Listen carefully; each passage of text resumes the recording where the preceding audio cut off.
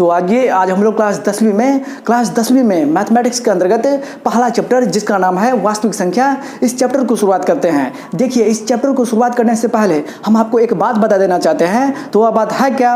वह बात यह है कि इस चैप्टर के पीछे में जितने भी छोटी छोटी महत्वपूर्ण बातें थी, उन सारी छोटी छोटी महत्वपूर्ण बातों को हमने आपके लिए 2 वीडियो के अंदर आपको एक बेहतर तरीका से समझाने का प्रयास किए हैं। यदि आप लोग उन दोनों वीडियो को एक बेहतर तरीका से नहीं देखे हैं तो यूट्यूब पे सर्च कीजिए GKS study centre math real number, तो आपको वह दोनों वीडियो आ जाएगा। अगर आप लोग उन दोनों वीडियो को एक बेहतरीन तरीका से देख लेते हो तो आपको यह चैप्टर समझने में काफ़ी आसान लगेगा। इसलिए आप लोग उन दोनों वीडियो को देखने के बाद ही इस वीडियो को देखिएगा, तो आपको 10 अंक का ऑब्जेक्टिव क्वेश्चन भी बन जाएगा और यह चैप्टर समझने में भी आपको काफ़ी आसान लगेगा। यहाँ पर आइए शुरुआत करते हैं प्रश्नावली 1.1 का। आज ही के इस वीडियो से आपको प्रश्नावली 1.1 में जितना भी क्वेश्चन है सबको सॉल्व करने का प्रयास करेंगे। देखिए, पहला प्रश्न कह रहा है कि निम्नलिखित संख्याओं का HCF ज्ञात करने के लिए यूक्लिड विभाजन एल्गोरिदम का प्रयोग कीजिए।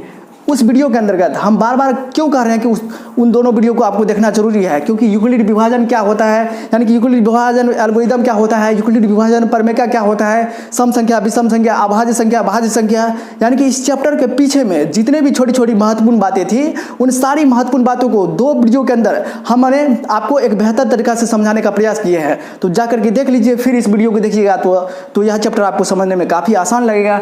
देखिए, सबसे पहले हम लोग समझ लेते हैं कि HCF और LCM में अंतर क्या होता है। जब भाई HCF निकालने के लिए जा रहे हैं तो HCF होता क्या है, LCM होता क्या है, ये 2 बात को हम लोग बढ़िया तरीका से समझ लेते हैं। तो देखिए, HCF निकालने का प्रयास करते हैं। सबसे पहले जैसे बचपन में देता था 12-16 का HCF निकालने के लिए। HCF का मतलब क्या हुआ? महत्तम समापवर्तक। महत्तम समापवर्तक यानी कि महत्तम जब ये कहता था निकालने के लिए तो हम लोग किस विधि से निकालते थे? तो भाग विधि से। देखिए, यहाँ पे हम 12-16 का भाग विधि से HCF किस तरह से निकाला जाता है उसको बढ़िया तरीका से आपको सिखाने का प्रयास करते हैं। वैसे आप लोग ये जानते भी होंगे, लेकिन HCF का मतलब क्या होता है ये नहीं जानते होंगे। ये आपको समझना है कि HCF कहते किसको है। तो देखिए, पहले क्या करते थे, ये बीच वाला में क्या होता है? भाज्य। बड़ी वाली संख्या को ये बीच में देते थे और 12 लेके भाग देते थे। तो 12 का 12, 6 मच 2 गया 4, इसके बाद देते हैं ये 12, तो 4 तिया 12, ये कट गया ना, तो इसका HCF कितना हो जाता था? HCF हो जाता था 4 निकालता था ना। इसी तरह से HCF निकालता था ना। भाजक ही क्या होता है? उन 2 पूर्णांकों का HCF होता है। भाजक ही क्या होता है? हम बार बार आपको समझा रहे हैं, भाजक ही होता है HCF। तो देखिए, HCF वह संख्या होती है, वह बड़ी से बड़ी संख्या होती है जो दी हुई संख्या को काट देता है। देखिए, 4 काट रहा है ना, 4 तिया 12 और 4 चौके 16। इसका मतलब आप लोग ये नहीं समझिएगा कि 2 भी होगा, 2 भी तो काट रहा है, 2 6 का 12 और 2 8 16। लेकिन वह सबसे बड़ी से बड़ी संख्या, छोटी 2 तो छोटी हो गया, 2 को नहीं कहेंगे, वह सबसे बड़ी से बड़ी संख्या जो दी हुई संख्या को काट दे।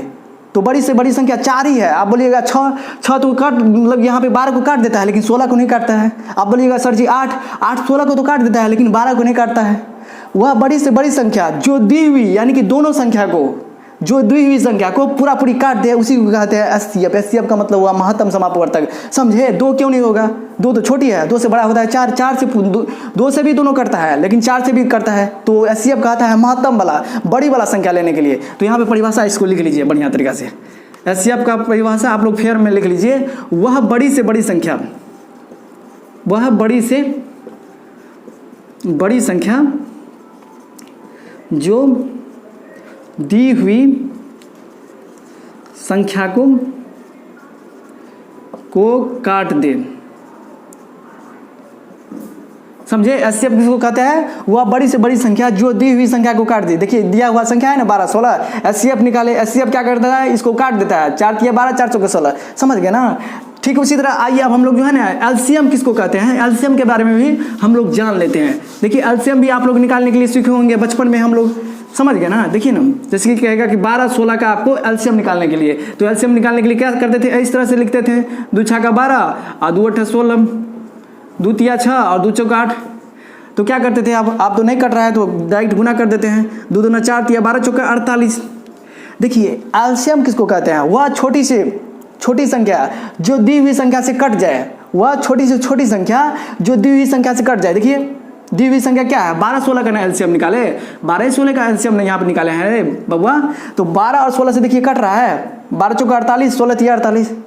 तो वह सबसे छोटी से छोटी संख्या, यानी तो वह छोटी से छोटी संख्या जो दी हुआ संख्या से, जो दी हुई संख्या से कट जाए, उसी को कहते हैं एलसीएम। एलसीएम का मतलब क्या हुआ? लोवेस्ट कॉमन मल्टीपल, यानी कि लघुत्तम समापवर्तक। समझ गए? एक बार इसको भी लिख लीजिए, एलसीएम का मतलब क्या होता है। एलसीएम का मतलब हुआ वह छोटी से छोटी संख्या। इन जो डायरेक्ट चैप्टर बनाने के लिए जाते हैं, पहले एचसीएफ एलसीएम होता क्या है उसको समझते नहीं है और डायरेक्ट सवाल बनाने के लिए चल जाएंगे। हो सकता है कोई बढ़िया टीचर आ जाए, आपको पूछेगा कि एचसीएफ होता क्या है, एलसीएम होता क्या है, तो वो बढ़िया तरीका से समझे रहिएगा, तब ना आप बताइएगा। तो यहाँ देखिए, वह छोटी से छोटी संख्या जो दी हुई संख्या से, वह छोटी से छोटी संख्या जो दी हुई संख्या से कट जाए, उसे क्या कहते हैं? एलसीएम। वह छोटी से छोटी संख्या जो दी हुई संख्या से, कट जाए। देखिए दिया हुआ संख्या क्या है, 12 16 का नाम एलसीएम निकालना चाहते थे, तो 12 16 से कट जाता है ना 48। तो समझिए ना अब एचसीएफ एलसीएम क्या होता है। आइए अब हम लोग जो है ना इस चैप्टर को शुरुआत करते हैं एक बेहतरीन तरीका से। देखिए सबसे पहले तो यूक्लिड विभाजन एल्गोरिदम क्या होता है, यूक्लिड विभाजन प्रमेय क्या होता है, इसको थोड़ा जान लीजिए। वैसे हम इसके बारे में पूरा बेहतरीन तरीका से डिटेल में वीडियो बनाए हैं। हम बार बार उन 2 वीडियो को क्यों कह रहे हैं देखने के लिए, ताकि आपका जड़ मजबूत हो जाए। जब जड़ मजबूत हो जाएगा तो आपको किसी प्रकार का दिक्कत नहीं होगा चैप्टर समझने में। देखिए सबसे पहले समझ लेते हैं यूक्लिड विभाजन प्रमेय का।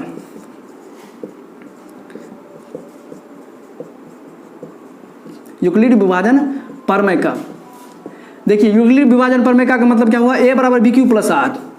यूक्लिड विभाजन प्रमेय का, यूक्लिड विभाजन प्रमेय का किसको कहते हैं? यूक्लिड ने कहा था। यूक्लिड किसको कहता है? ज्यामिति के बाप को। यूक्लिड यानी कि गणित में ज्यामिति का पिता किसको कहते हैं? तो यूक्लिड को। यूक्लिड ने विभाजन के बारे में एक प्रमेय दिया। उन्होंने कहा कोई 2 धनात्मक पूर्णांक आपके पास दिया रहेगा, कोई 2 धनात्मक पूर्णांक आपके पास है, तो उन 2 धनात्मक पूर्णांक को आप लिख सकते हैं a बराबर bq प्लस r।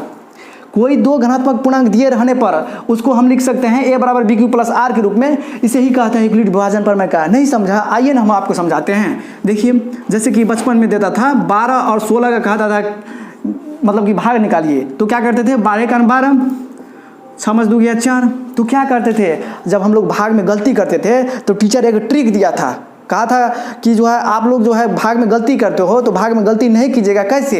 तब न बताते थे सर कि 12 को 1 को गुना कीजिए और 4 को यानी कि शेषफल को जोड़ दीजिए, इसको गुना कीजिए और इसको जोड़ दीजिए, अगर बीच वाला प्राप्त हो जाएगा तो समझना तुम्हारा भाग सही है। यही है, इसी को कहते हैं यूक्लिड विभाजन प्रमेय का। 12 गुना 1, यहाँ देखिए a बराबर bq प्लस r का मतलब क्या हुआ? भाज्य। a कहते हैं भाज्य को, b कहते हैं भाजक को, q कहते हैं भागफल को, r का मतलब क्या हुआ? शेषफल। यानी कि भाज्य बराबर भाजक गुना भागफल प्लस शेषफल। यदि भाजक गुना भागफल प्लस शेषफल करके अगर भाज्य आ जाता था, ये आ जाता था, इसको करके और इसको जोड़ करके अगर ये विचल का प्राप्त हो जाता था, हम लोग समझ जाते थे कि मेरा भाग सही है। यही है यूक्लिड विभाजन प्रमेय का। और यूक्लिड विभाजन एल्गोरिदम किसको कहते हैं, इसको भी बढ़िया तरीका से समझ लीजिए। जैसे कि आपको कहेगा कि सब्जी बनाने के लिए, तो सब्जी बनाने के लिए कहेगा तो डायरेक्ट क्या करेंगे? जो है लोहिए में डायरेक्ट सब्जी को डाल देंगे? नहीं, उसके लिए सबसे पहले छीलना पड़ेगा, उसको धोना पड़ेगा, काटना पड़ेगा, फिर पचफोड़ना देंगे, विभिन्न प्रकार का मसाला देंगे, तब ना सब्जी बनेगा। ऐसे नहीं ना बनेगा, डायरेक्ट डाल देंगे तो नहीं बनेगा, गड़बड़ हो जाएगा। तो ये भी है यूक्लिड विभाजन एल्गोरिदम, एक स्टेप बाय स्टेप काम करने की तरीका है। यह एक सुपरिभाषित चरणों की श्रृंखला होती है। सुपरिभाषित का मतलब हुआ ये एक वेल डिफाइंड है। वेल डिफाइंड का मतलब क्या हुआ? ये कहा जाता है कि ऐसे ऐसे चलिए, आपको एक विशेष प्रकार की समस्या खत्म हो जाएगी। तो यूक्लिड विभाजन एल्गोरिदम का मतलब यह हुआ कि यह एक विशेष प्रकार की, यानी कि यह एक सुपरिभाषित चरणों की एक श्रृंखला होती है जो हमें किसी विशेष प्रकार की समस्याओं को हल करने में मदद करती है। तब ना हम लोग जो है सब्जी बनाने की, जैसे कि परेशानी था तो सब्जी बनाने के लिए कहता है कि सबसे पहले सब्जी को खरीद के लाइए, सब्जी को धोइए, फिर काटिए, फिर उसमें मसाला दीजिए, फिर मतलब कि जो होता है एक स्टेप बाय स्टेप कीजिएगा तो आपको समस्या खत्म हो जाएगा। समस्या क्या था? तो सब्जी बनाने में का, तो सब्जी बनाने के लिए ऐसे ऐसे स्टेप बाय स्टेप किए तो सब्जी बन जाता है। ठीक है, उसी तरह यूक्लिड विभाजन एल्गोरिदम का मतलब यह हुआ कि यह एक सुपरिभाषित चरणों की एक श्रृंखला होती है जो हमें विशेष प्रकार की समस्याओं को हल करने में मदद करती है। इसी को कहते हैं यूक्लिड विभाजन एल्गोरिदम। तो हमको क्या समस्या था? तो हमको एक एचसीएफ निकालने का प्रॉब्लम था। ये तो हम भाग विधि से सिखाए। अभी जो भी आप लोग बचपन में सीखे हो एचसीएफ निकालने के लिए, वो भाग विधि से। लेकिन इस क्लास 10th में हम लोग भाग विधि से नहीं, एक नया तरीका सीखेंगे। तो नया तरीका किससे निकालते हैं? इसी यूक्लिड विभाजन एल्गोरिदम के साथ। ऐसे आप लोग एचसीएफ निकालने के लिए सीखिएगा यूक्लिड विभाजन एल्गोरिथम की सहायता से एक नया तरीका से। आइए अब हम लोग चैप्टर को शुरुआत करते हैं। समझ गए ना इसके बारे में कि यूक्लिड विभाजन परमेका किसको कहते हैं, यूक्लिड विभाजन एल्गोरिथम किसको कहते हैं, इसके बारे में वैसे हम बढ़िया तरीका से समझा दिए हैं। आप लोग उस वीडियो को देख लीजिए। यहाँ देखिए 135 और 225 का एचसीएफ निकालना है किस विधि से, तो यूक्लिड विभाजन एल्गोरिथम की विधि से। तो सबसे पहले क्या करेंगे, भाषा लिखने पड़ता है। जिन दो घनात्मक पूर्णांक को कहेगा ना तो उसमें लिखेंगे, पहले हमेशा सब में लिखेंगे। अभी जो हम भाषा लिखने के लिए सिखाएंगे वह सभी एचसीएफ निकालने के लिए, सभी संख्याओं में एचसीएफ निकालने के लिए वो भाषा का लिखना जरूरी है। देखिए कहता है 135 एक नंबर का आंसर लिखेंगे, इसके बाद लिखेंगे 135 और 225 में यूक्लिड विभाजन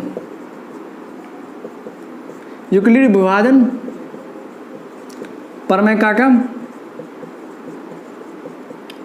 का प्रयोग करने पर ये भाषा लिखना है। समझ गए ना। जिन दो घनात्मक पूर्णांकों को कहेगा ना एचसीएफ निकालने के लिए, वैसे आपके ऑब्जेक्टिव के रूप में पूछता है कि यूक्लिड विभाजन एल्गोरिथम की सहायता से क्या निकालते हैं, तो एचसीएफ निकालते हैं। तब ने कहा था यूक्लिड विभाजन एल्गोरिथम की सहायता से एचसीएफ निकालने के लिए, ये ऑब्जेक्टिव में पूछा गया है।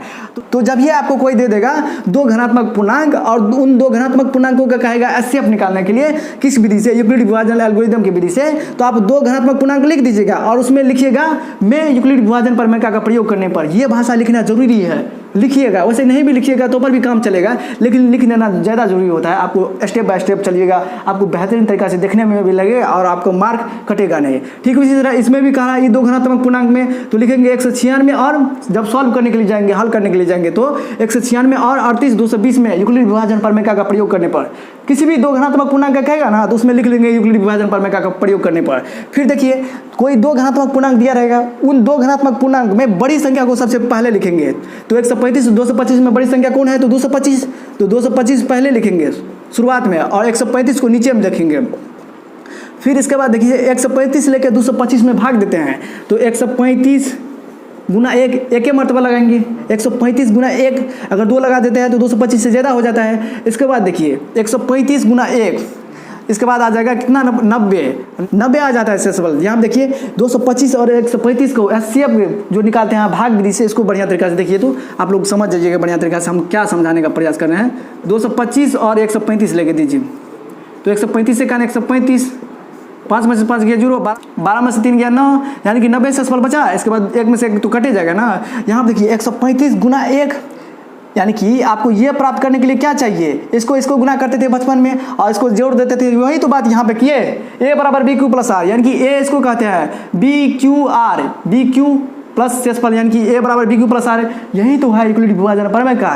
देखिए यूक्लिड विभाजन परमेका का उपयोग हो रहा है। फिर यहाँ देखिए ये जो होता है भाजक भाज्य के स्थान पर आते रहता है। भाजक भाज्य के स्थान पर देखिए 135 है तो 135 यहाँ पाया, इस सेसफल हमेशा भाजक के स्थान पाएगा। 90 यहाँ पाएगा और यहाँ का जो रहेगा इस साइड आएगा, यहाँ का जो रहेगा इस साइड और यहाँ का जो रहेगा इस साइड आएगा। जैसे कि 90 है यहाँ पे तो 90 यहाँ पर आ जाएगा। अब 90 गुना 1 प्लस इसके बाद देखिए 45 सेसफल बच जाएगा। फिर देखिए ना आप लोग 135 तो 90 का 90, 5 13 में से 9 हो गया 4, इसके बाद देखिए 90 45 2 90 कट गया तो एचसीएफ कितना निकल गया 45। देखिए 90 गुना 1 तो 90 गुना 1 प्लस 45, यहाँ देखिए सेसफल 45 है लिख दिए। इसके बाद देखिए ये 90 यहाँ पर आ जाएगा। इसके बाद देखिए 45 शेषफल जो होता है वो भाजक के स्थान पर आ जाता है और भाजक जो होता है भाज्य के स्थान पर, ये यहाँ पर आता है। ये इस बात को आप लोग बढ़िया तरीका से याद रखिएगा। 45 गुना 2 प्लस शेषफल 0। जब ये शेषफल 0 हो जाता है, यहाँ देखिए शेषफल 0 हो गया, तो जब ये शेषफल 0 हो जाता है तो हम लोग काम करना बंद कर देते हैं। देखिए 45 गुना 90 कट गया तो एचसीएफ 45 हो गया। ठीक उसी तरह यहाँ देखिए शेषफल 0 हो गया। जब ये आप लोग को शेषफल 0 आ जाता है तो वहाँ पर हम लोग काम करना बंद कर देते हैं। यही देखिए ए बराबर बी क्यू प्लस आर, इसको कहते हैं यूक्लिड विभाजन परमेका। लेकिन जब हम स्टेप बाय स्टेप जा रहे हैं तो एक समय ऐसा आता है तो कि जो है शेषफल का मान 0 हो जाता है। तो यही स्टेप बाय स्टेप चलने की प्रक्रिया को कहते हैं यूक्लिड विभाजन एल्गोरिथम। और ए बराबर बी क्यू प्लस आर को कहते हैं यूक्लिड विभाजन परमेका। समझा ना, यूक्लिड विभाजन परमेका और यूक्लिड विभाजन एल्गोरिथम में कभी कभी ये इतना अंतर नहीं है, एक दूसरे से इतना कनेक्टेड है, एक दूसरे से इतना जुड़ा हुआ है कि कभी कभी लोग कहता है यूक्लिड विभाजन एल्गोरिथम को ही यूक्लिड विभाजन परमेका। देखिए ये भी तो कहता है ए बराबर बी क्यू प्लस आर, ये हो गया यूक्लिड विभाजन परमेका। ये स्टेप बाय स्टेप जो चल रहे हैं उसी को कहते हैं यूक्लिड विभाजन एल्गोरिथम। तो इसका एचसीएफ कितना निकल जाएगा, इसका एचसीएफ निकल जाएगा कितना 45। समझ गया ना। तो इस तरह से निकाला जाता है। भाजक ही क्या होता है, एचसीएफ होता है। यहाँ देखिए ए बराबर b Q plus r, q के बगल में क्या रहता है, बी एन रहता है, यानी कि भाजक ही न होता है। तो क्यू के बगल में, यहाँ देखिए इसके बगल में ये भाजक ही होता है हमेशा एचसीएफ। समझ गए ना इसके बारे में। आइए दूसरे नंबर के सवाल को सॉल्व करने का प्रयास करते हैं। देखिए इसको लिख लीजिएगा, वीडियो को पॉज करके बैक करके, समझ गए ना। तो बढ़िया तरीका से किसी भी बात को समझिएगा तो आपको दिक्कत नहीं होगा। इसके बाद देखिए दूसरा नंबर, तो दूसरा नंबर में भी हम बताए आपको भाषा लिखना है। 196 और 38,000 कितना है, 220 का निकालने के लिए कह रहा है। तो लिखेंगे 196 और 38,220 में क्या लिखने पर, यूक्लिड विभाजन प्रमेय का प्रयोग करने पर, यूक्लिड विभाजन प्रमेय का प्रयोग करने पर यह भाषा लिखना जरूरी है। देखिए 196 सबसे बड़ी संख्या को पहले लिखेंगे ऊपर में, इसके बाद छोटी संख्या को नीचे में लिखेंगे। इसके बाद देखिए 196 गुना, इसको देखिए पहले भाग विधि से हम आपको एचसीएफ निकाल के बता देते हैं तो आपको समझने में और बढ़िया तरीका से समझ जाइएगा। 196 38,220, यहाँ पे 220 है।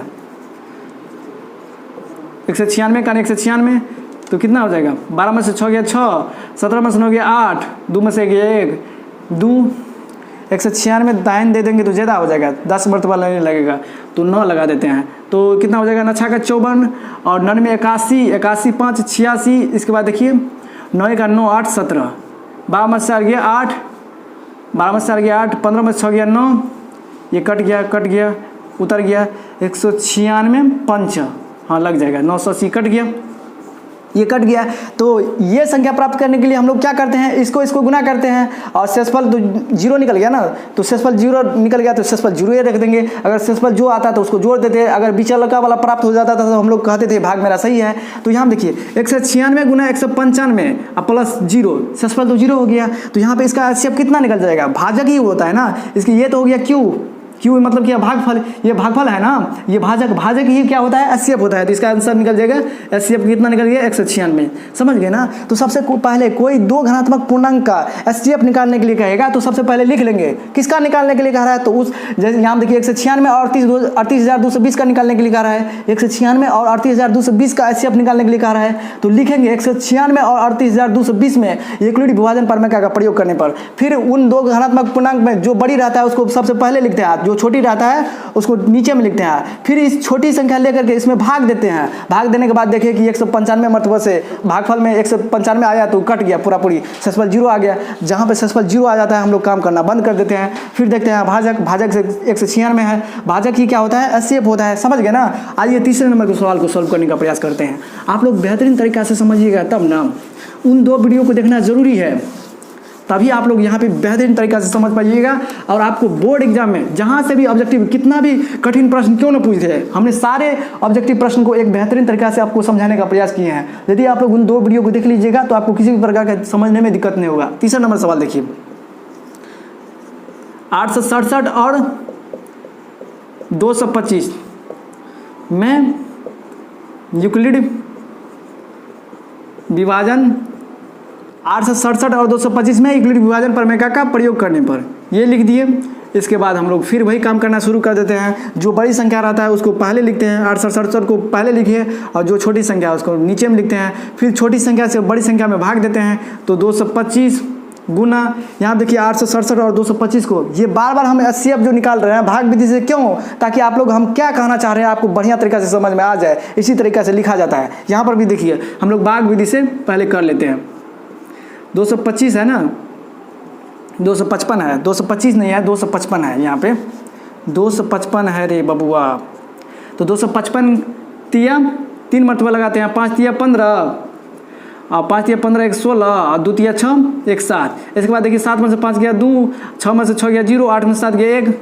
फिर इसके बाद देखिए यहाँ पे ये निकालने के लिए इसको गुना करेंगे और इस शेषफल को जोड़ देंगे। यहाँ पर भी वही काम करेंगे, 3 + 102 जोड़ दिए। आप तो हम बार बार आपको बता रहे हैं, क्या बता रहे हैं कि भाजक जो होता है भाज्य के स्थान पे चला जाता है, शेषफल यहाँ पे आता है और भाजक यहाँ पे आ जाता है। समझ गए। शेषफल 102 आ गया, 102 गुना 2 प्लस, इसके बाद देखिए 102 गुना 2, इसको यहाँ देखिए 255 2 तो 2 से 4 हो जाएगा, तो कितना होगा, 5 में से 4 गया 1, 1 5, इसके बाद 2 कट गया, तो कितना हो जाएगा यहाँ पे शेषफल 51। देखिए ना 102 गुना 2 प्लस 51 में जोड़िएगा तो क्या 255 पूछ जाएगा ना। तो ठीक उसी तरह यहाँ पर भी हम लोग किए, 102 गुना 2 से 4 हो गया, और 204 में 51 को जोड़िएगा तो 255 हो जाएगा। फिर इसके बाद देखिए 102 यहाँ पर आ जाएगा, तो 102 यहाँ पे लिख दिए। फिर यहाँ पे देखिए 51 गुना 2 प्लस 0, यहाँ पे देखिए शेषफल 0 आ गया। यहाँ पर भी देखिए 102, तो 51 दूना 102, शेषफल कट गया, यहाँ पे शेषफल नहीं बचा, यानी कि शेषफल शून्य आ गया। तो जब ये शेषफल शून्य आ जाता है हम लोग काम करना वहाँ पे बंद कर देते हैं। यहाँ पे देखते हैं HCF क्या हो जाएगा 51, यानी कि भाजक ही होता है क्या, HCF होता है ना। यहाँ पे भाजक कितना है 51 है, तो इस संख्या का यानी कि 867 और 225 नहीं होगा रे, 255 होगा। यहाँ पे सही कर लीजिएगा, यहाँ पे 255 होगा। 867 और 255 में यूक्लिड विभाजन प्रमेय का प्रयोग करने पर, समझ गए ना। हम आपको क्या बताने का प्रयास करते हैं उसको बढ़िया तरीका से समझिए, आप लोग को HCF बन जाएगा। देखिए ना किस तरह से निकालते हैं, ये तो निकालते हैं क्या बचपन में निकालते थे भाग विधि से। आप जो क्लास 10th में आए हैं एक नया तरीका से HCF निकालते हैं, उसी को कहते हैं यूक्लिड विभाजन एल्गोरिदम के साथ ऐसे HCF निकालना। इसी तरह से स्टेप बाय स्टेप चल जा रहे हैं, इसी को कहते हैं यूक्लिड विभाजन एल्गोरिदम। और स्टेप बाय स्टेप जाते हैं तो कहीं ना कहीं शेषफल शून्य आ जाता है, और जहाँ पे शेषफल शून्य आ जाता है तो हम लोग काम करना बंद कर देते हैं। तब देखते हैं उसमें भाजक कितना है, तो भाजक ही होता है HCF। यहाँ पे भाजक दे रहे हैं 51, तो ये HCF हो गया 51, समझ गया ना। आइए दूसरे टाइप के सवाल को सॉल्व करने का प्रयास करते हैं, और यही सवाल आपके बोर्ड एग्जाम में पूछा जाएगा। वैसे किसी भी एग्जाम में, यानी कि किसी भी एग्जाम में आपको HCF निकालने के लिए पूछा ही जाता है, चाहे पॉलिटेक्निक, पैरामेडिकल या किसी भी एग्जाम में। लेकिन आपके क्लास 10th में पूछा जाएगा तो हमेशा पूछा जाएगा कि यूक्लिड विभाजन एल्गोरिदम के साथ ऐसे HCF निकालिए। आइए दूसरे नंबर के सवाल को देखने का प्रयास करते हैं। दूसरे नंबर के सवाल को पढ़िए। तो दूसरा नंबर का सवाल कहता है कि दर्शाइए कि कोई घनात्मक विषम पूर्णांक 6q + 1, 6q + 3, 6q + 5 के रूप का होता है। ये दर्शाने के लिए आपको कहेगा सम पूर्णांक यानी तो विषम पूर्णांक, यहाँ पर तो दिया है विषम पूर्णांक को दर्शाने के लिए। तो इस टाइप का क्वेश्चन जब ये आ जाएगा तो उस क्वेश्चन में देखेंगे भाजक का मान। भाजक किसे कहते हैं, देखिए हम आपको बताते हैं। A = BQ + R, BQ + R, यहाँ देखिए इसको बोलते हैं भाज्य बराबर भाजक गुना भागफल, इसके बाद प्लस में क्या है ये शेषफल। इसको बढ़िया तरीका से ध्यान में रखना है। देखिए भाज्य बराबर भाजक गुना भागफल प्लस शेषफल। B है भाजक, Q है भागफल, और R है शेषफल, और A कहते हैं भाज्य को। यहाँ देखिए शेषफल है, शेषफल 1 है, प्लस के बाद क्या रहता है उस शेषफल है ना, यहाँ पे शेषफल 3, यहाँ पे शेषफल 5, और Q के बगल में जो रहता है उसी को कहते हैं भाजक। और भाजक से हमको शेषफल के बारे में जानकारी प्राप्त हो जाता है। देखिए ये जो है A = BQ + R, इसी को कहते हैं यूक्लिड विभाजन प्रमेय का। यूक्लिड विभाजन प्रमेय का मतलब हम बार बार बता रहे हैं कि दो पूर्णांक को आप जो है A = BQ + R के रूप में लिख सकते हैं, इसे ही कहते हैं यूक्लिड विभाजन प्रमेय का। यहाँ देखिए जहाँ पे जो है R का मान हमेशा भाजक से छोटा होता है। इसका मतलब क्या हुआ, देखिए इस तरह से लिखा रहेगा तो आप लोग समझ जाइएगा ये बड़ा हुआ। जब मुंह खोलते हैं तो बड़ा ज़्यादा खाते हैं तो ये बड़ा हो गया। इसके बाद देखिए ये छोटा, देखिए R का मान 0 भी होगा, 0 से बड़ा भी होगा, R का मान 0 भी होगा।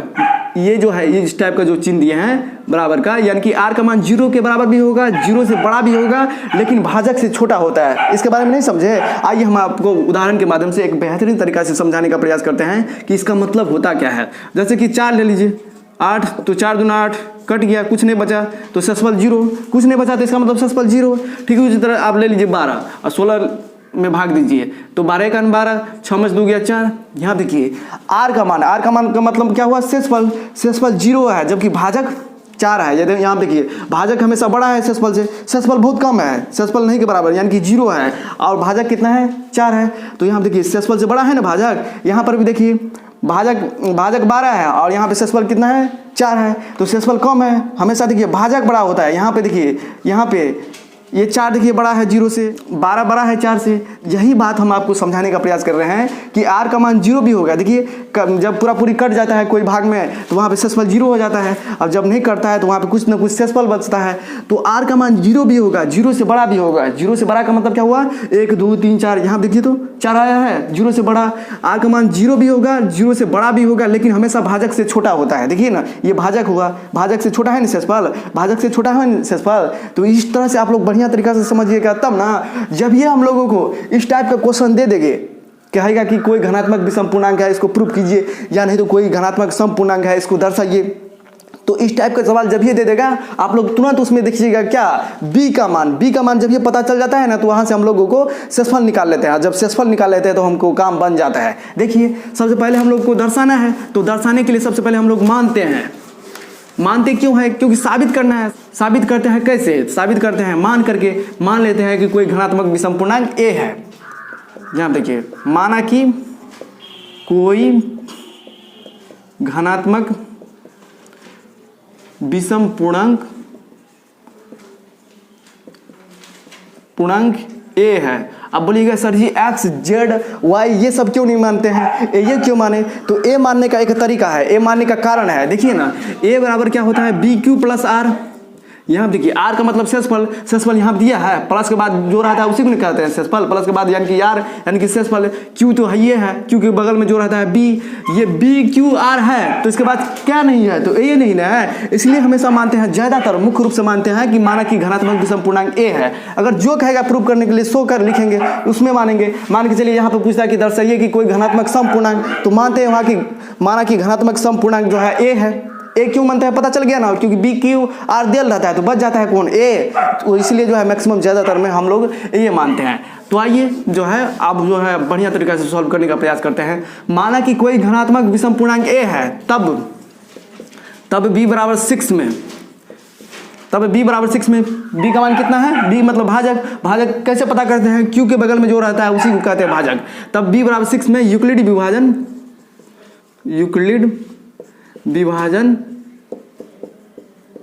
एल्गोरिदम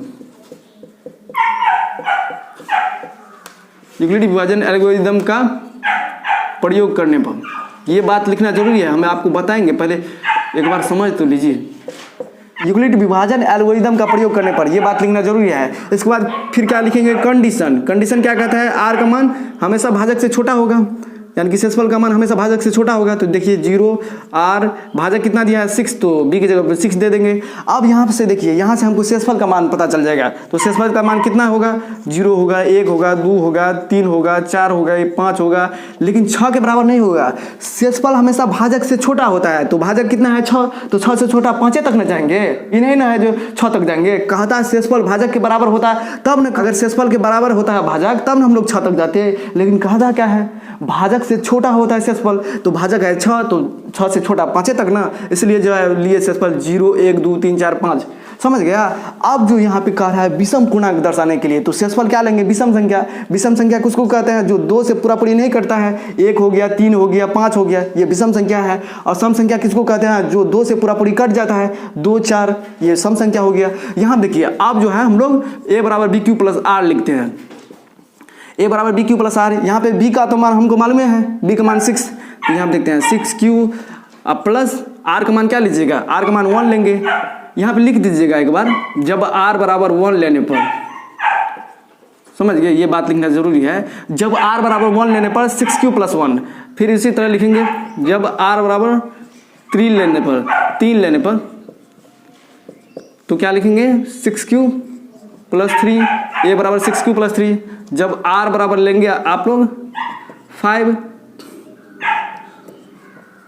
तो क्या हो जाएगा? a बराबर 6q प्लस 5। यहाँ देखिए इसी a को ना, इसी धनात्मक विषम पूर्णांक किसको माने हैं? a को। इसी को कहता था कि 6q प्लस 1 के रूप में दर्शाइए। देखिए आ गया a बराबर 6q प्लस 1, आ गया a बराबर 6q प्लस 3, आ गया a बराबर 6q प्लस 5। अब हो गया, प्रूफ हो गया, दर्शा दिए। तो आइए अंतिम में क्या लिखना पड़ता है? अतः कोई भी धनात्मक विषम पूर्णांक, अंतिम में ये बात लिखना जरूरी है, अतः कोई धनात्मक विषम पूर्णांक। हम एक बार और बढ़िया तरीका से समझा देंगे, आप लोग टेंशन मत लीजिए। आपको इस टाइप का कोई भी सवाल आ जाएगा ना, तो आप लोग ऐसे ही हंसते हंसते आप लोग बना लीजिएगा। अतः कोई धनात्मक विषम पूर्णांक 6q plus 1, 6q plus 3, 6q plus 5 के रूप का होता है, ये लिखना लास्ट में जरूरी है।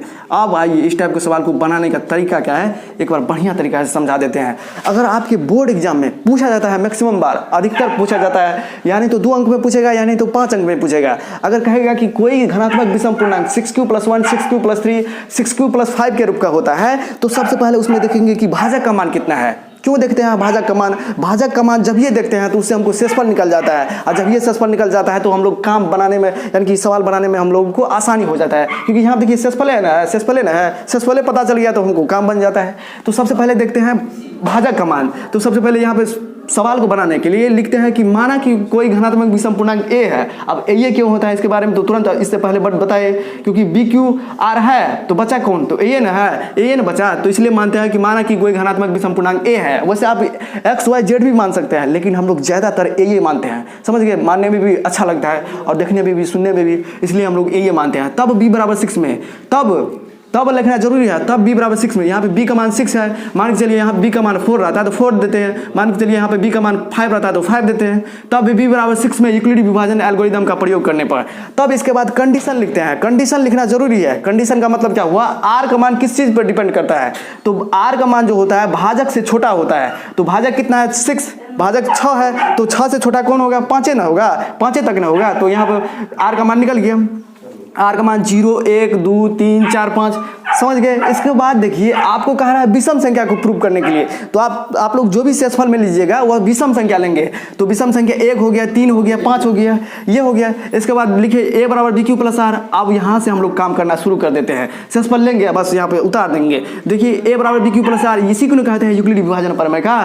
तो a बराबर बी क्यू प्लस आर में लिखें जब r बराबर 1 लेने पर, r बराबर 1 लिए, b तो मालूम है, b की जगह 6q प्लस 1, r की जगह 1 लिख दिए।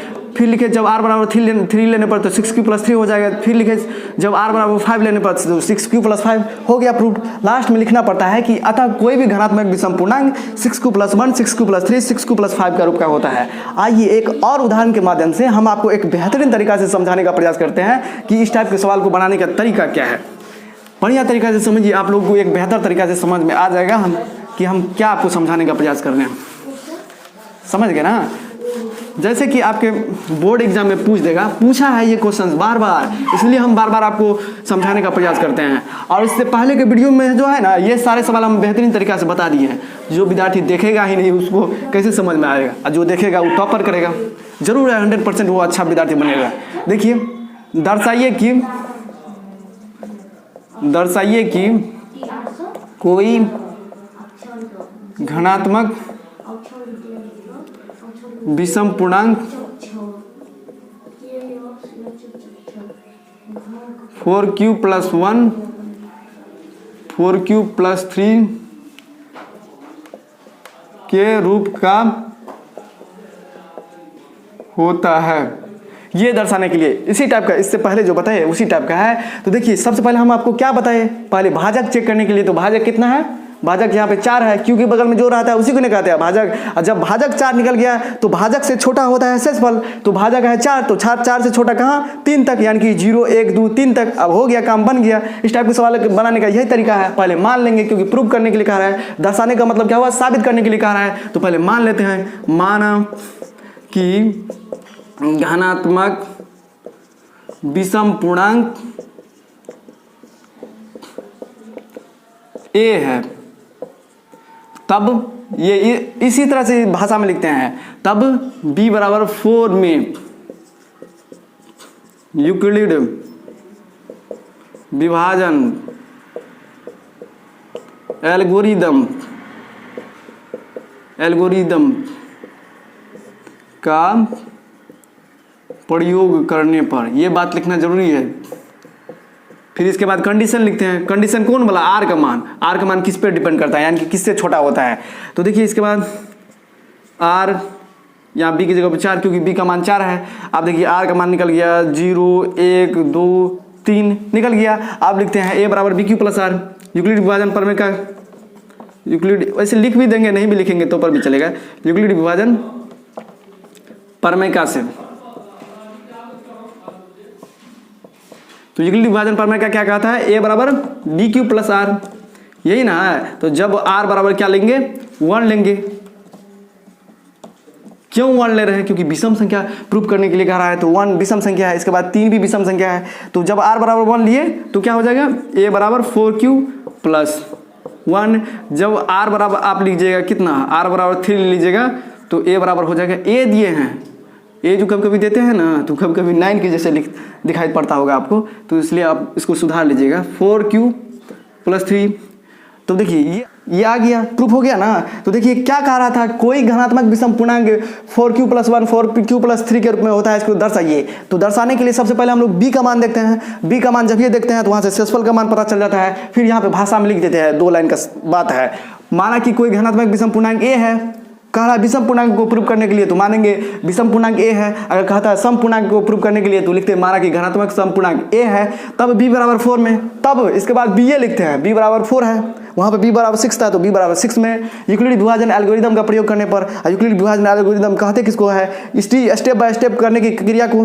देखिए ना, स्टेप बाय, जब r का मान 1 लेते हैं, r का मान 3 लेते हैं, r का मान 5 लेते हैं, स्टेप बाय स्टेप में करते हैं, एक ही बार में नहीं लेते हैं r का मान 1 हो, 3 हो, 5 हो, तो स्टेप बाय स्टेप काम करते हैं, इसी को कहते हैं यूक्लिड विभाजन एल्गोरिदम।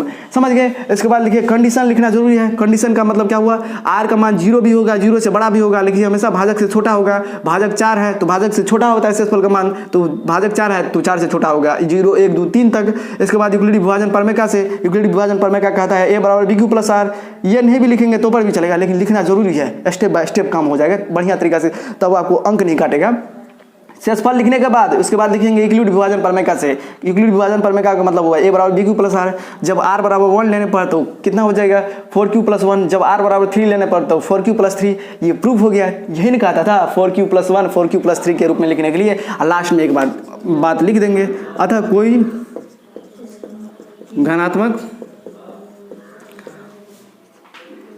कोई धनात्मक विषम पूर्णांक, समझ गया ना, बढ़िया तरीके से समझना है। 4q + 1 4q + 3 के रूप का होता है। अगर आप लोग इस सवाल को बढ़िया तरीके से समझ गए होंगे तो आपके बोर्ड एग्जाम में जरूर अगले साल पूछेगा, तो आप लोग वहाँ पे एक बेहतरीन तरीके से बना लीजिएगा, और आपको जो भी अंक का पूछा जाएगा आपको बोर्ड एग्जाम में बन जाएगा। कम से कम समझिए ना 2 अंक या 5 अंक में पूछता है, तो 2 अंक तो समझिए ना फिक्स हो गया। अगर इस टाइप के सवाल को आप लोग बढ़िया तरीके से सीख गए हैं तो आपको 2 अंक बोर्ड एग्जाम में जरूर है कन्फर्म बन जाएगा। तो आज ये तीसरे नंबर के सवाल को पढ़िए। तो तीसरा नंबर का सवाल कहता है कि सेना के किसी परेड में 616 सदस्यों वाली सेना की एक टुकड़ी को 32 सदस्यों वाली सेना की दूसरी टुकड़ी के पीछे मार्च करना है। टुकड़ी के पीछे मार्च करने का मतलब क्या हुआ, उसके पीछे पीछे चलना। जिस प्रकार हम लोग शादी में बैंड बाजी यानी कि बैंड पार्टी लाते हैं ना, तो बैंड पार्टी क्या करता है, आगे आगे चलता है, उसके पीछे पीछे हम लोग चलते हैं। ठीक उसी तरह यहाँ पे 616 सदस्य जो है ना 32 सदस्यों वाली सेना की टुकड़ी के पीछे पीछे चलता है। तब कहता है, आगे प्रश्न पढ़िए, दोनों टुकड़ियों को समान संख्या वाले स्तंभों में मार्च करना है, तो उन स्तंभों की अधिकतम संख्या क्या है जिनमें वे मार्च कर सकते हैं। यहाँ पर पूछ रहा है स्तंभों की अधिकतम संख्या। तो जब अधिकतम संख्या पूछे और प्रश्न में समान रहे, देखिए समान है ना, यहाँ पे अधिकतम संख्या पूछे और समान रहे, समान का मतलब बराबर रहे, तो इस टाइप के क्वेश्चंस को बनाने के लिए तुरंत उसका एचसीएफ निकाल लेते हैं। एचसीएफ का मतलब ही होता है महत्तम समापवर्तक, यानी कि अधिकतम निकालना है। एक और बात आप लोग जान लीजिए, तो प्रश्न में जो है ना आपको घुमा के पूछता है कभी कभी। देखिए कह देगा कि समान बटना है, सब ये समान कहेगा ना, तुरंत आप लोग निकाल लीजिएगा एचसीएफ बराबर। अधिकतम कितना हम दे सकते हैं, अधिकतम क्या हो सकता है, तो अधिकतम में क्या, महत्तम ही ना होता है अधिकतम, वह बड़ी से बड़ी संख्या जो दी हुई संख्या को काट दे। एचसीएफ के बारे में इससे पहले तुरंत बताए ना कि वह बड़ी से बड़ी संख्या जो दी हुई संख्या को, जो दिया गया संख्या को काट दे, यानी कि विभाज्य कर दे, उसी को कहते हैं एचसीएफ। एचसीएफ के बारे में तो हम एक बेहतर तरीका से आपको समझा दिए। यहाँ देखिए कभी कभी आपको ये रहे समान और न्यूनतम, मान के चलिए 16 को यहाँ पे क्या है, बिस्कुट है, और 16 को बिस्कुट है, 4 आदमी के पास देना है, तो 4 आदमी के पास देना है, तो यही में कहेगा कि बराबर देना है, तो कम से कम कितना दे सकते हैं, तो 4 दे सकते हैं, बराबर बांटना है। ऐसी बात नहीं ना 5 दे देंगे, तो 5 दे देंगे, तो किसी को 6 दे देंगे, तो बराबर तो नहीं हुआ, इसमें तो अंतर हो गया। तो बराबर जब ये कहेगा और कहेगा कि कम से कम, तो कम से कम का भी मतलब आप लोग समझ जाइएगा, ओ कम से कम बराबर बांटना है, तो मतलब कि अधिकतम में होगा, तो उस समय में भी आप लोगों को एचसीएफ ही निकालना है। देखिए किसी भी सवाल को जब तक आप लोग बढ़िया तरीका से नहीं समझ पाइएगा तब तक कैसे सॉल्व कर पाइएगा। जैसे कि ये सवाल दे देगा तो आप लोग बना लीजिएगा, क्योंकि इसमें समान है और अधिकतम है, समान संख्या दे दिया है, कह रहा है कि अधिकतम कितना स्तंभों की संख्या होगा, तो जब अधिकतम के बारे में पूछेगा तुरंत उसका एचसीएफ निकाल लेंगे। लेकिन इसी टाइप से दूसरे टाइप का क्वेश्चन दे देगा मतलब कि इसी के अनुसार से जब दूसरे टाइप का क्वेश्चन दे देगा तो आप लोग वहाँ पे कैसे बनाइएगा हम बता दिए। देखिएगा प्रश्न में समान जब ये लगा रहे ना तुरंत आप लोग एचसीएफ निकाल दीजिएगा और अधिकतम लगा रहना चाहिए, समझ गए। देखिए अब हम लोग जो है ना इसका एचसीएफ निकालने का प्रयास करते हैं, तो आप लोग बढ़िया तरीका से समझिएगा तब ना। ये हम देखिए कितना है 32 और कितना है 616, तो हम क्या बताए जब दो पूर्णांक रहे तो उसमें बड़ी संख्या को ऊपर में लिखेंगे और छोटी संख्या को नीचे में लिखेंगे। आप 32 लेकर 616 में भाग देंगे, तो दीजिए यहाँ पे पहले भाग विधि से कर लेते हैं। तो 32 दूना हो जाएगा 64, तो 32 से 32। इसके बाद देखिए 11 में से 2 गया 9, 5 में से 3 गया 2, इसके बाद कितना हो गया 6 उतर जाएगा ना। इसके बाद देखिए 32 नंबर, तो 32 नंबर कितना हो जाएगा, तो देखिए 9 दूना 18 और 9 तिया 27 1 28। इसके बाद देखिए 16 में से 8 गया 8, ये कट गया, समझ गए। 32 गुना 19, देखिए 32 गुना 19 अब प्लस कितना शेषफल बचा 8।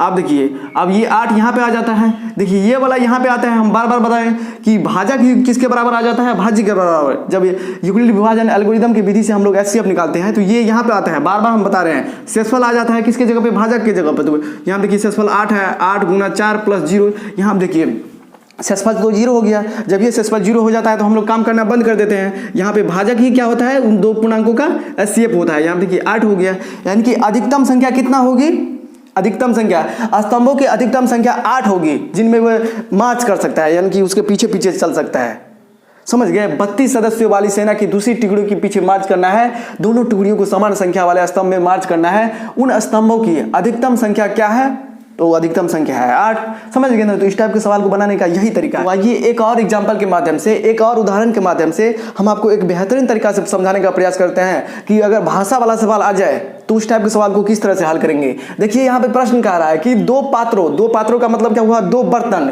दो पात्रों में 250 एवं 425 लीटर दूध है।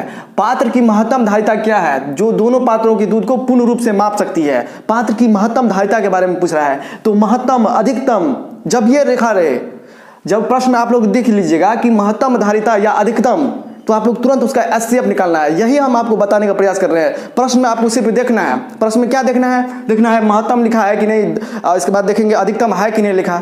जब ये देख लेंगे कि महत्तम अधिकतम लिखा है तब क्या करेंगे, उस प्रश्न का एचसीएफ निकालेंगे। देखिए हम लोग एचसीएफ निकालने का प्रयास करते हैं 250, और इसके बाद देखिए सबसे पहले तो दो पूर्णांक है, तो दो पूर्णांक में बड़ी वाली संख्या को ऊपर में लिखेंगे, तो 425 और 250 है। इसके बाद देखते हैं हम, क्रिया कीजिए, तो 250 गुना, मान के चलिए इसको देखिए ना, यहाँ पर कर लेते हैं भागे विधि से पहले।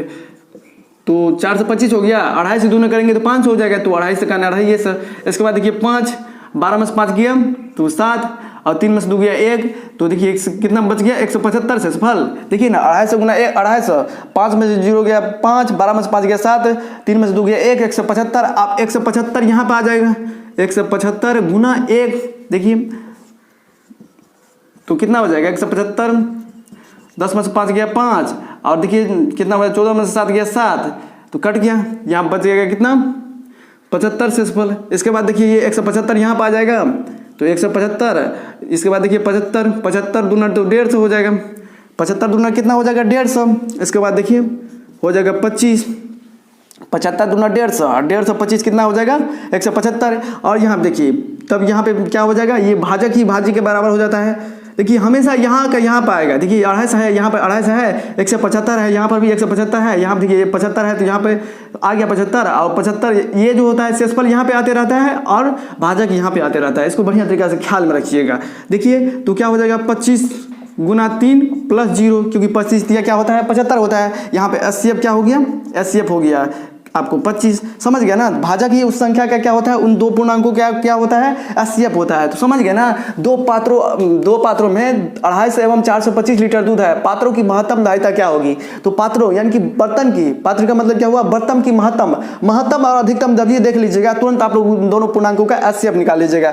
तो पात्रों की महत्तम धारिता कितना होगी, तो यहाँ देखिए ना 25 हो जाएगा, समझ गए ना, एचसीएफ निकल गया। यहाँ पर भी हम आपको सॉल्व कर देते हैं।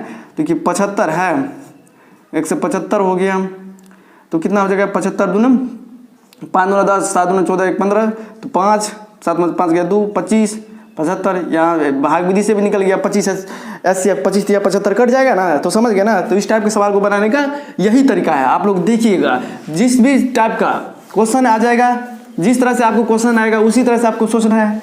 अगर एचसीएफ निकालने के लिए कहा जाएगा तो उस प्रश्न में देखिएगा क्या जो है महत्तम और अधिकतम लिखा है कि नहीं, और क्वेश्चन को समझने का भी प्रयास करेंगे। कहीं कहीं पर न्यूनतम भी लिखा रहेगा तो क्वेश्चन को न्यूनतम लिखा रहेगा, और समान रहेगा तो पर भी क्या करेंगे, एचसीएफ निकालेंगे। क्वेश्चन को जब बढ़िया तरीका से पढ़ेंगे ना तो हमको आ जाएगा, आपको समझ में आ जाएगा हम कि क्या निकालने के लिए कह रहा है। देखिए अगला नंबर क्वेश्चन, ये क्वेश्चन काफ़ी महत्वपूर्ण है। देखिए कहेगा कि यूक्लिड विभाजन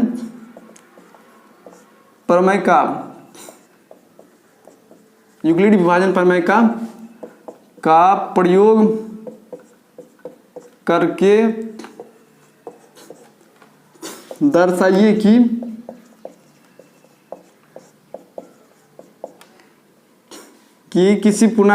किसी घनात्मक विषम पूर्णांक का वर्ग। तो आइए चौथे नंबर के सवाल को एक बार पढ़िए। तो चौथा नंबर का सवाल कहता है कि यूक्लिड विभाजन प्रमेय का प्रयोग करके दर्शाइए कि किसी घनात्मक पूर्णांक का वर्ग 3m या 3m+1 के रूप का होता है। तो देखिए इस टाइप के सवाल को हम लोग कैसे हल करेंगे, हम आपको बताए थे, क्या बताए थे, a बराबर BQ+R, ये a बराबर BQ+R, इसी को न कहते हैं यूक्लिड विभाजन प्रमेय का। यूक्लिड विभाजन प्रमेय का मतलब क्या हुआ, किसी दो धनात्मक पूर्णांक को हम लोग a बराबर BQ+R के रूप में लिख सकते हैं, इसे ही कहते हैं, इसको ही कहते हैं यूक्लिड विभाजन प्रमेय का। Q के बगल में जो रहता है उसी को कहते हैं क्या, उसी को कहते हैं b। यहाँ देखिए b का मान है 3, देखिए ये शेषफल हुआ, प्लस के बाद शेषफल, प्लस के बाद r का मतलब शेषफल, इसके बाद देखिए ये क्या होगा, भागफल, ये भाजक होगा। तो जब b का मान पता चल जाता है तो यहाँ पे शेषफल का मान पता चल जाता है। देखिए ये बात बताई थी कंडीशन में, हम बार बार बताते हैं, क्योंकि r का मान जो है 0 भी होगा, 0 से बड़ा भी होगा, लेकिन हमेशा भाजक से छोटा होगा। तो देखिए यहाँ पे r का मान हमको पता चल जाएगा।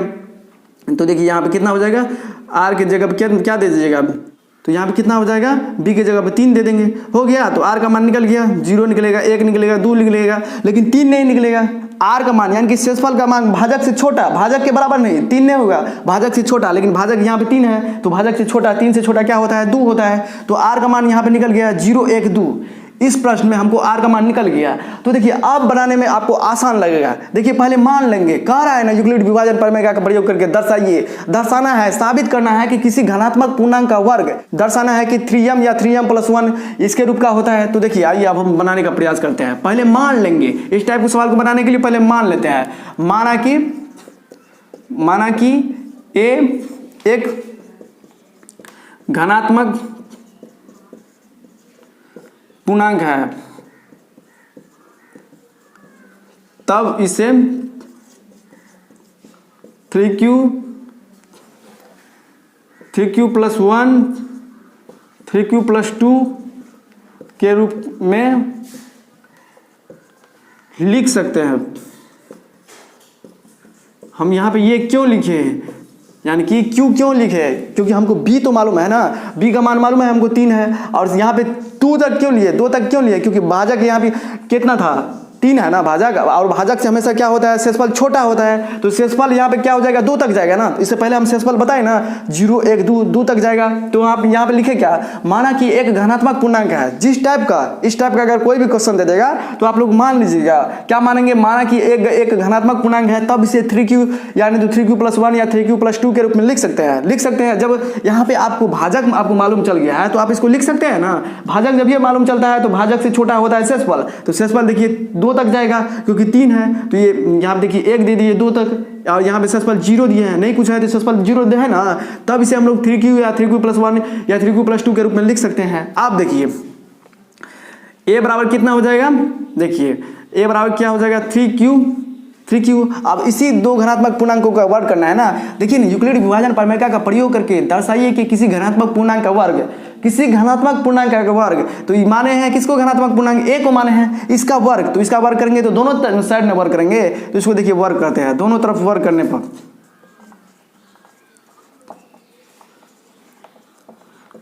पर वर्ग कर दिए। देखिए a का स्क्वायर बराबर 3q का स्क्वायर, तो कितना हो जाएगा, a का स्क्वायर बराबर हो जाएगा 9q का स्क्वायर, होगा ना। इसके बाद देखिए a का स्क्वायर कर देते हैं, और यहाँ पे देखिए निकालते हैं 3 × 3q का स्क्वायर, कॉमन ले लिए। ऐसा क्यों करते हैं? कॉमन ले लेंगे ना तो जो कॉमन यहाँ पे देखिए 3 है, 3 9 में 3 है ना, तो 3 बाहर निकाल दिया और 3q² को इसी में छोड़ दिए।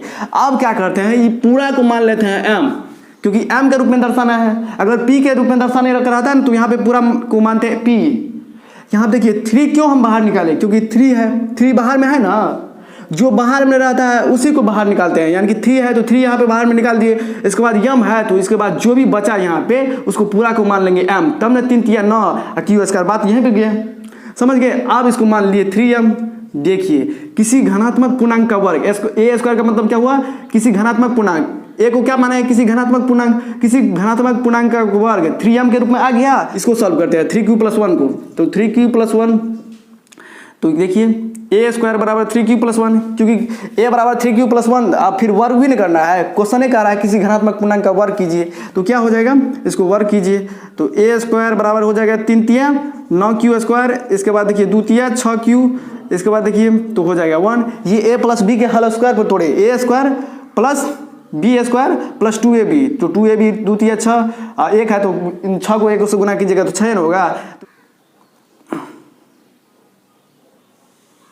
समझ गए ना, 6q आ गया। इसके बाद देखिए इसमें कॉमन लीजिए। कॉमन क्यों लेते हैं, क्योंकि 3m पुराना है, 3m बैक साइड से पुराइए। तो देखिए मतलब कि कॉमन लीजिए, तो 3 कॉमन लेते हैं तो क्या बच जाता है, तो 3 तिया 9 3q² + 2q, तब ना 3 दूना 6 +1।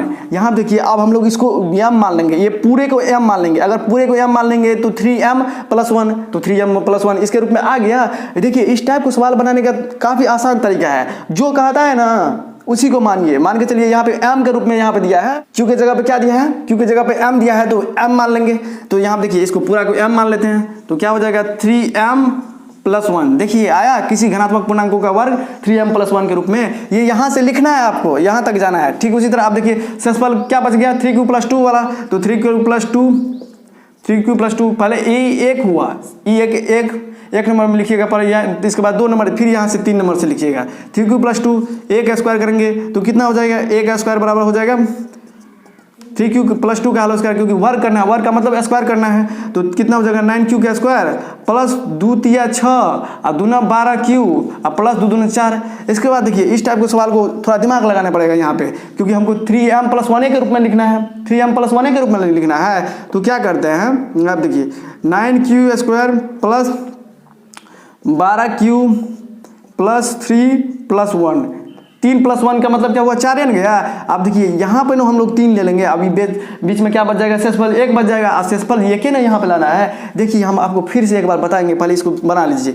तो 3, इसके बाद देखिए 3q² + 4q + 1 + 1। अब देखिए इसको क्या पूरा मान लेंगे m, तो हो जाएगा 3m + 1। देखिए 3m, 3 गुना m 3m + 1 तो है +1, तो समझे ना। अतः किसी भी घनात्मक पूर्णांक को आप लोग लास्ट में लिखिएगा, अतः किसी घनात्मक पूर्णांक का वर्ग 3m या 3m। यहाँ देखिए एक बार और हम बढ़िया तरीका से समझा देते हैं, क्योंकि इस टाइप के सवाल को बनाने में विद्यार्थी हमेशा गलती करता है। देखिए इसको फिर एक बार मिटाते हैं, मिटाने के बाद एक बार फिर हम आपको एक बेहतरीन तरीका से बनाने का प्रयास करते हैं, एक बेहतरीन तरीका से आपको समझाने का प्रयास करते हैं कि इस टाइप के सवाल को हम लोग किस तरह से बनाएंगे। सबसे पहले देखेंगे प्रश्न को पढ़ेंगे, प्रश्न को पढ़ने के बाद देखते हैं क्या कहता है, यूक्लिडी विभाजन प्रमेय का प्रयोग करके दर्शाइए कि किसी घनात्मक पूर्णांक का वर्ग कह रहा है तो दोनों साइड क्या करेंगे, वर्ग करेंगे। ये बात तो समझ गए ना, क्योंकि प्रश्न कह रहा है वर्ग करने के लिए किसी घनात्मक पूर्णांक का वर्ग, तो किसी घनात्मक पूर्णांक दर्शाना है तो मान लेते हैं कि वह घनात्मक पूर्णांक a है। a क्यों मानते हैं, क्योंकि a बराबर bq + r होता है। यहाँ हम देख रहे हैं b भी है q भी है, यहाँ पे ये b है ये q है और यहाँ पे शेषफल है bq। शेषफल मिल गया तो इसके बाद क्या बचेगा, a न बचेगा, इसलिए हमेशा मैक्सिमम ज़्यादातर a मानते हैं। फिर इसके बाद देखते हैं इस टाइप को सवाल बनाने के लिए इसमें b का मान कितना है। b का मान यहाँ देख रहे हैं 3 है, और जब b पता चल जाता है आपको तो वहाँ से शेषफल निकालना आसान हो जाता है, क्योंकि शेषफल हमेशा क्या होता है, b से छोटा है, यानी कि भाजक से छोटा है। यानी कि यहाँ देखिए कितना है b है 3, तो शेषफल हो जाएगा कितना, छोटा, यानी कि 2 तक, 0 भी होगा 1 भी होगा 2 होगा। तो इस 0 1 2, तो सबसे पहले क्या करेंगे, माना कि a एक घनात्मक पूर्णांक है, तब इसे 3q+1 या 3q+2 के रूप में लिख सकते हैं, क्योंकि शेषफल पता चल गया। जब ये आपको शेषफल पता चल जाएगा तो आप लोग लिख सकते हैं ना, b का भी मान आपको मालूम है और शेषफल का भी मान आपको मालूम है, तब आप लोग इसको इस तरह से लिख सकते हैं ना, 3q अब +0 है तो 0, तो क्या हो जाएगा 3q। आप मान के चलिए आप शेषफल आपको 1 है तो a बराबर कितना हो जाएगा 3q+1, सेसफल के यहाँ पे तो सेसफल है ना होता है, ए बराबर बी क्यू प्लस आर में क्या बताया हम आपको, यहाँ पे सेसफल होता है 3q+1, फिर इसके बाद सेसफल 2 मालूम है तो ए बराबर 3q+2 हो जाएगा।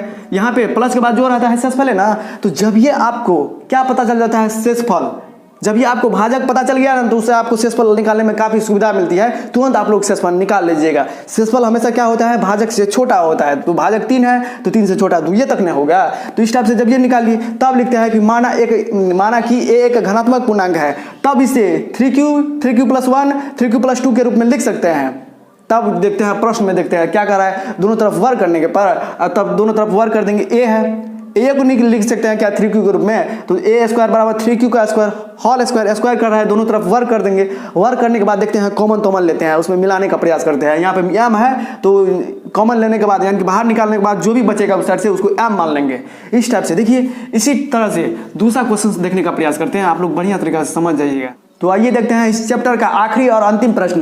तो आखिरी और अंतिम प्रश्न को भी पढ़ लीजिए। तो कहता है कि यूक्लिड विभाजन प्रमेय का प्रयोग करके दर्शाइए कि किसी धनात्मक पूर्णांक का घन 9m+1 9m+8 का रूप का होता है। देखिए इससे पहले जिस टाइप का क्वेश्चन था ना उसी टाइप का ये भी क्वेश्चन है। तो हम क्या बताए थे, पहले भाजक को ढूंढना है, तो भाजक यहाँ पर 9 के बगल, यहाँ देखिए m के बगल में जो है वही ना भाजक होता है। ये तो हो गया q के बगल में क्या होता है b।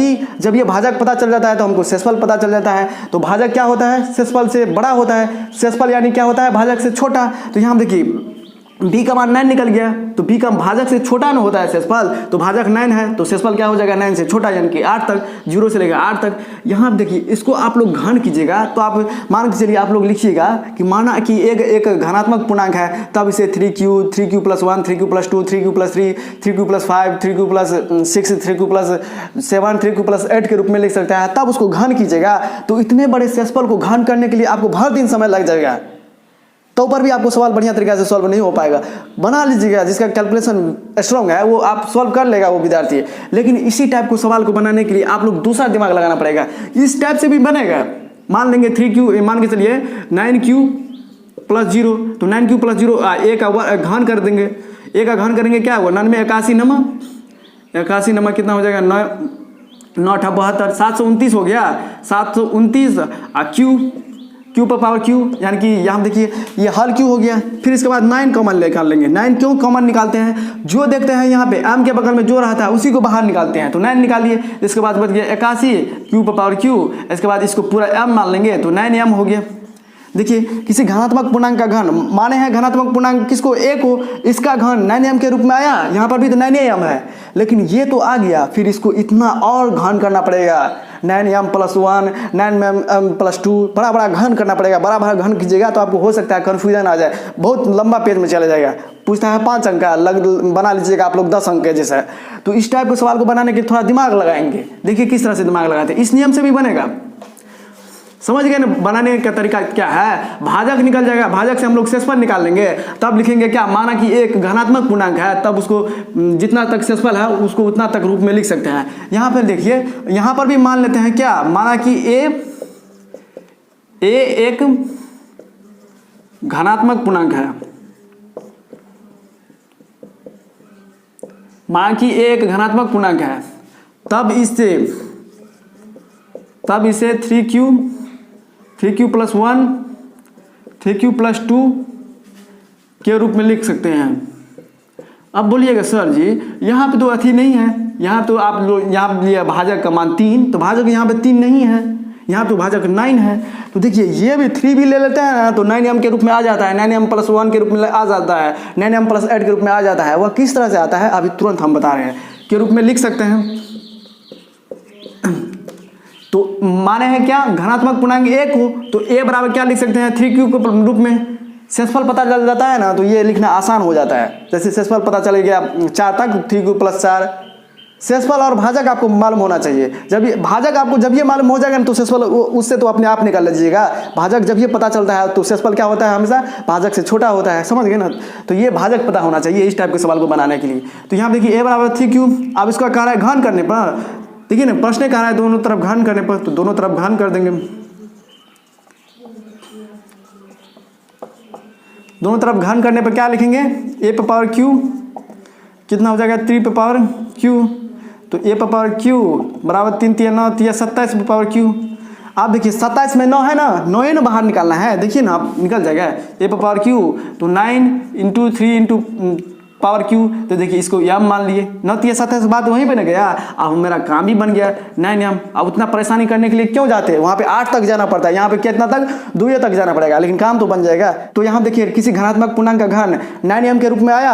आप देखिए इसको भी सॉल्व करेंगे 3q + 1 को, तो ये आ जाएगा क्या 9 यम + 1 के रूप में। देखिए ये पहला स्टेप हुआ।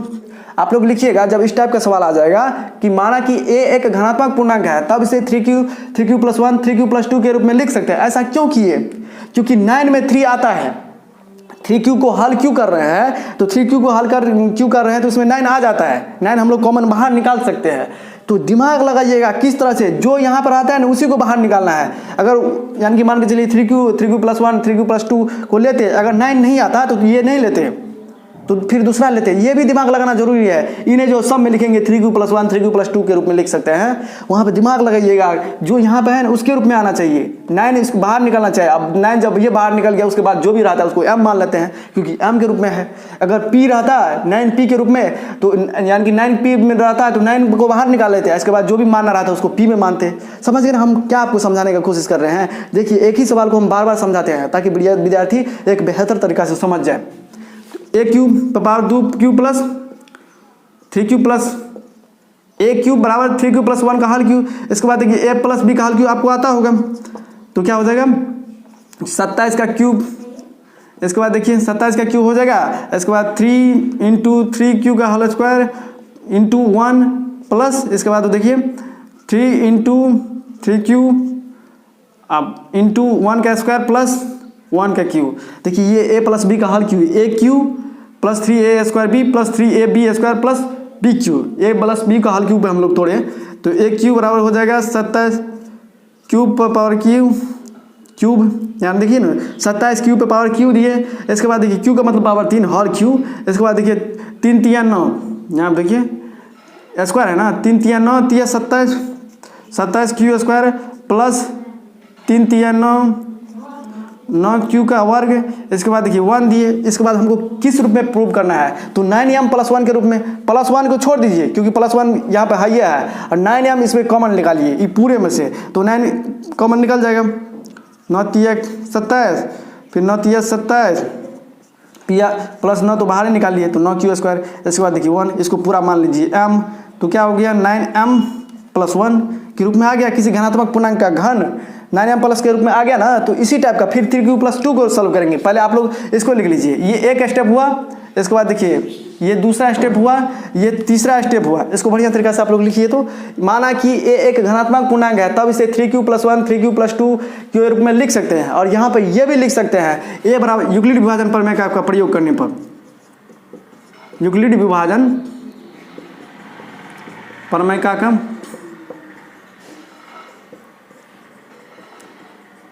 प्रयोग करने पर, यूक्लिड विभाजन प्रमेय का प्रयोग करने पर सबसे पहले क्या लिखेंगे, माना कि एक धनात्मक पूर्णांक है, तब इसे 3q या 3q + 1 या 3q + 2 के रूप में लिख सकते हैं, तब यूक्लिड विभाजन प्रमेय का प्रयोग करने पर। तो यूक्लिड विभाजन प्रमेय का प्रयोग करने पर क्या मतलब, a बराबर bq + r, यही ना होता है, a बराबर bq + r। यहाँ पे r का मान निकल जाएगा। वैसे ये नहीं भी लिखिएगा तो पर भी बनेगा, लेकिन ये कंडीशन होता है, मतलब कि स्टेप बाय स्टेप बनाने का तरीका, समझ गए ना। अब जो है हम लोग किसको हल करते हैं, 3q + 2 को, 3q + 2 को हल करेंगे, तो देखते हैं 9m + 8 के रूप में आता है, आ जाएगा, जरूर ये आएगा, ऐसे बात हो ही नहीं सकता है नहीं आएगा। समझ गए ना। देखेंगे प्रश्न कह रहा है घन करने के लिए तो घन कर देंगे, इसके बाद m कह रहा है मानने के लिए तो m मान लेंगे, अगर p कहता है मानने के लिए तो p मानते। समझ गए। तो इस टाइप को सवाल बनाने में काफ़ी आसान है, तो आप लोग बढ़िया से बनाइएगा। तो यहाँ देखिए 3q + 2 का hall Q, a power q, क्योंकि किसी धनात्मक पूर्णांक का घन बराबर आपको प्रूव करना है 9m + 8 के रूप में, तो कितना हो जाएगा 27q प्लस 3 × 3 का q का whole square into 2 plus 3 × 3q into 2 का होल स्क्वायर प्लस 2 का q, तो कितना हो जाएगा 27q प्लस 3 × 3 = 9 3 = 27 2 × 54 q का स्क्वायर 7 × 14 कितना हो जाएगा 27 दूना कितना हो जाएगा 7 × 14 2 × 4 = 5, हाँ 54 q² प्लस 2 × 4 = 12 × 36 कितना हो जाएगा क्यू प्लस 2 दूना 4 दूना 8, देखिए आया 8 के रूप में आ गया। अब इसको क्या करेंगे 9 कॉमन ले लेंगे, तो 9 कॉमन लिए तो हो जाएगा हम कितना 9 तिया 27, 9 छक्का 54, 9 चौका 36, 8। आप देखिए इसको पूरा को m मानिए तो 9m प्लस 8 के रूप में। अतः किसी घनात्मक पूर्णांक का घन 9m प्लस 8 के रूप में आ गया। ये चौथा स्टेप हुआ। तो सबसे पहले क्या लिखे थे, माना कि a कोई घनात्मक पूर्णांक है, तब इसे 3q या नहीं तो 3q प्लस 1 या 3q प्लस 2 के रूप में लिख सकते हैं। तब यूक्लिड विभाजन प्रमेय का प्रयोग करने पर, यूक्लिड विभाजन प्रमेय का प्रयोग करने पर ये सब क्यों लिखते हैं, क्योंकि हमको यूक्लिड विभाजन प्रमेय से हमको शेषफल का मान निकल जाता है। शेषफल का मान निकलता है ना, b को यहाँ पे b मालूम है, तो वहाँ पे b जब ये मालूम होता है तो हम लोग क्या लिखते हैं कंडीशन में 0, r का मान 0 भी होगा और लेकिन भाजक से छोटा होगा, तो ये इस प्रकार लिखते हैं। और देखिए यहाँ पे r का मान कितना हो जाएगा 0, 1, 2, 3, 4, 5, 6, 7, 8 तक जाएंगे, क्योंकि भाजक से छोटा ना होता है शेषफल का मान। तो भाजक 9 है तो 9 से छोटा 8 तक न होगा। इस टाइप से हमको शेषफल निकाल लेता है। वैसे शेषफल आप लोग मने से निकाल लीजिएगा। यहाँ पे 9 है तो 9 से छोटा होगा, यहाँ पे 10 रहता है तो 10 से छोटा मतलब 9। शेषफल जब ये मालूम चला तब हम लोग काम करना शुरू कर देते हैं। क्या आ रहा है किसका, तो एक किसी घनात्मक पूर्णांक का घन, तो एक को माने है घनात्मक पूर्णांक, तो एक घन कर देंगे, दोनों तरफ घन करने के बाद ऐसे ही कैलकुलेशन करेंगे तो आपको सवाल बन जाएगा। तो चलिए फिर मिलेंगे नई वीडियो में, तब तक के लिए हमें विदा दीजिए। जय हिंद, जय भारत।